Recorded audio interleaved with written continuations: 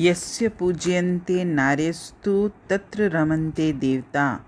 अर्थात जहाँ नारी की पूजा होती है वहाँ देवता निवास करते हैं। आज महिलाओं का दिन है। वैसे तो हर दिन महिलाओं का ही है, क्योंकि बिना महिलाओं के तो ना परिवार चल सकता है, ना समाज चल सकता है, ना परमात्मा की ये सृष्टि चल सकती है, क्योंकि परमात्मा ने भी नारी को एक खास उद्देश्य के लिए इस संसार में भेजा है। वैसे तो मनुष्य का जो उद्देश्य है परमात्मा को प्राप्त करना, लेकिन नारी को उसने पुरुष और नारी दोनों बनाए हैं, लेकिन नारी को उसने सृष्टि के निर्माण का साधन बनाया है। यानी परमात्मा ने नारी को ही जीव को पैदा करने का सौभाग्य दिया है। तो जहाँ जिस घर में जिस स्थान पर नारी का सम्मान होता है, उस घर में साक्षात परमात्मा विराजमान होते हैं। वैसे भी कहा जाता है कि परमात्मा हर घर तो नहीं पहुंच सकते, इसलिए उसने माँ को बनाया है। नारी का जो माँ का स्वरूप है, सबसे ज़्यादा सम्माननीय और पूजनीय स्वरूप है। वैसे तो नारी के कई रूप हैं, माँ भी है, बहन भी है, पत्नी भी है, बेटी भी है, और इसके अलावा भी बहुत सारे उसके रिश्ते हैं। लेकिन सब रिश्तों से सबसे ऊपर माँ का दर्जा है।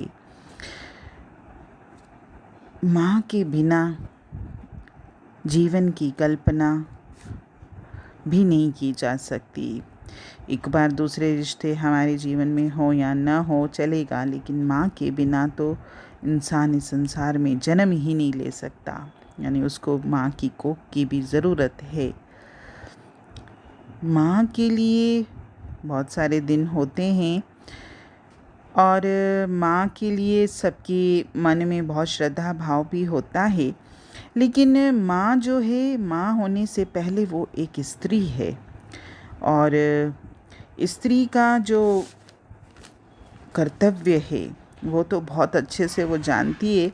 लेकिन कई बार हमारे समाज में महिलाओं के अधिकारों के बारे में जागरूकता नहीं है। आज भी कई महिलाओं का जीवन जो है बड़ा ही दुर्बल परिस्थिति में चल रहा है। महिलाओं को सशक्त बनाने के लिए, उनको पावरफुल बनाने के लिए हम सबका हरदम प्रयास होना चाहिए। जहाँ भी हमको ऐसे लगे कि उनके साथ अन्याय हो रहा है, अत्याचार हो रहा है, तो हमको आगे बढ़कर इस चीज़ का विरोध करना चाहिए। क्योंकि सृष्टिकर्ता ने जब एक औरत का निर्माण किया था, तब उसने उसमें कोमलता दी थी, प्रेम दिया था, मोह दिया था, ममता दी थी, ताकि उसकी सृष्टि में बहुत सारे सुंदर कार्य हो सकें। माँ का जो स्थान है, पत्नी का जो स्थान है, बेटी का जो स्थान है, बहन का जो स्थान है, उसकी महिमा तो अकथनीय है। और ये जो सारे रूप हैं प्रेम से परिपूर्ण है। और नारी मतलब सुंदरता, नारी मतलब प्रेम, नारी मतलब विश्वास, नारी मतलब सम्मान, नारी मतलब गौरव। और ये सारे गुण परमात्मा ने नारियों में दिए ही इसीलिए हैं, ताकि उसका जो संसार रूपी बगीचा है बहुत खिला हुआ रहे। क्योंकि जहाँ गुण होंगे वहीं तो अच्छी बातें आएंगी। आज संतानें अगर संस्कारी नहीं होती हैं, तो सबसे पहले उस घर की स्त्री के ऊपर ही उंगली उठती है, चाहे वो माँ के रूप में हो, बहन के रूप में हो, या किसी और रिश्ते के रूप में हो। क्योंकि संस्कारों की जिम्मेदारी भी एक महिला के पास ही होती है। और महिलाएं इस जिम्मेदारी को बखूबी पूरा कर भी रही हैं। बल्कि आज के दौर में तो स्त्रियां न केवल घर के कामकाज को बहुत अच्छे से संभाल रही हैं, बल्कि आज तो बढ़ चढ़कर वो पुरुष के साथ भी कंधे से कंधा मिलाकर आगे चल रही हैं। और बुद्धि के मामले में कभी कभी ऐसे किसी को लगता है कि पुरुष के तुलना में स्त्री की बुद्धि कम होती है। बिल्कुल भी नहीं। जो ये सोचते हैं वो गलत सोचते हैं, बल्कि स्त्रियों में समझ, विवेक, बुद्धि ज़्यादा होती है। हाँ, ये है कि कई बार वो अपनी इस काबिलियत को छुपा के रखती हैं, किसी के सामने जाहिर नहीं होने देती हैं। जीवन में त्याग की बात जब भी आएगी तो भी नारी का ही नाम आएगा। जिम्मेदारी की जब भी बात आएगी तो भी नारी का ही नाम आएगा। संस्कारों की बात आएगी तो भी नारी का ही नाम आएगा। नारियों में प्रभु ने इतनी शक्ति दी है कि वो अपने जीवन की राह में खड़ी मुश्किलों का सामना करके इतनी चतुराई से, इतनी सफलता से आगे निकल जाती हैं कि कभी कभी हमको खुद लगता है कि ये एक नारी होकर इतना सब कर सकती है।